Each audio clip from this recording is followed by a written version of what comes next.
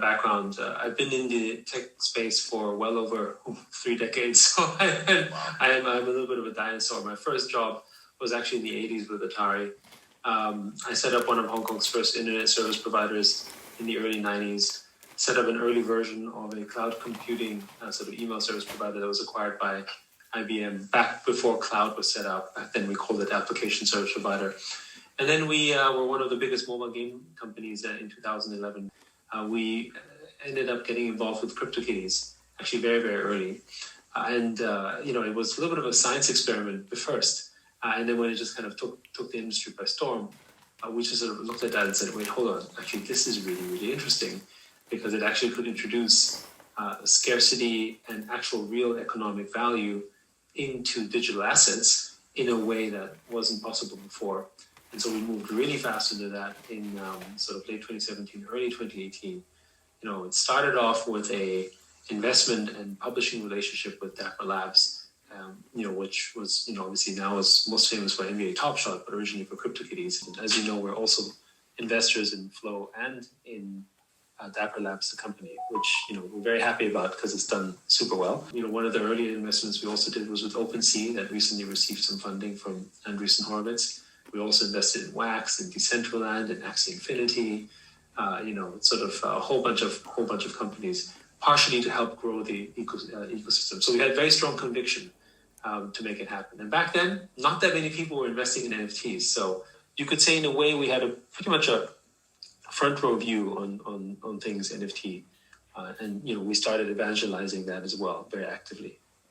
But separately from that, we are going to be launching MotoGP collectibles on Flow actually next week.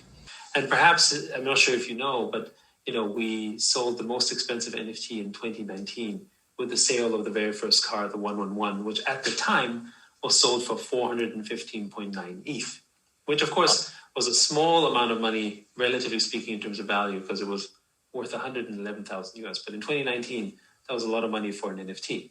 Yeah. And the buyer would later reveal himself as none other than Metakovan, the same person who bought the $69 million people. So there's a history there as well. So he started collecting valuable stuff back in the early days. He was also the buyer of the most expensive NFT of 2020, which was the Monaco racetrack of the F1 Delta Time game as well. So F1, and the Rev community has had somewhat of a storied history in the world of sort of high-value NFTs. And we have 2 more token projects that are coming out, which is Gamey and QUIDD. And I'm not sure if you know much about them, but QUIDD is, in fact, the original digital collectible OG. They started digital collectibles in 2016. They have the license for Marvel and sort of Disney, Game of Thrones, and everything. But of course, there was no blockchain back then. Right. So it was still a digital collectible, but it was basically sort of the old school digital collectible, and now moving on to blockchain. However, when we acquired them to sort of tokenize them, at the time, they didn't really know much about it. And now the potential is really sort of fulfilling itself if you look at what the NBA Top Shot or what you see on OpenSea happening. And I think in this example here, it's just more examples of how we're sort of transforming sort of existing digital businesses and really realizing and unleashing their potential with blockchain. If you think about, owning a digital collectible from 2016 or 2017, that's actually really old in this space, right? And that's even older than the first CryptoKitties and possibly even CryptoPunks. And of course, it's not on blockchain yet in many cases, but it is. It's still a digital collectible. It still has that origin value. And so that's, and people are starting to realize that. They go, wait, actually, that is like first generation stuff. That is interesting and precious. And an interesting loop has developed where the people are playing on the mobile app. I mean, if you try it out, it's probably the best collectible experience I can think of that's digital. You use the mobile app to play and farm these aspects, right? And you pay little money to get those coins and tokens to farm these digital collectibles. Right. And then they put it on the cash market. And then those who don't have time or are willing to spend for it actually pay cash for, like a rare collection or an interesting set. And it's really blossomed into this incredible sort of ecosystem. So QUIDD sounds very interesting. So to understand you, I mean, one of the first to come out digital collectibles, not on blockchain. Obviously, the plan is to bring that onto the blockchain, correct?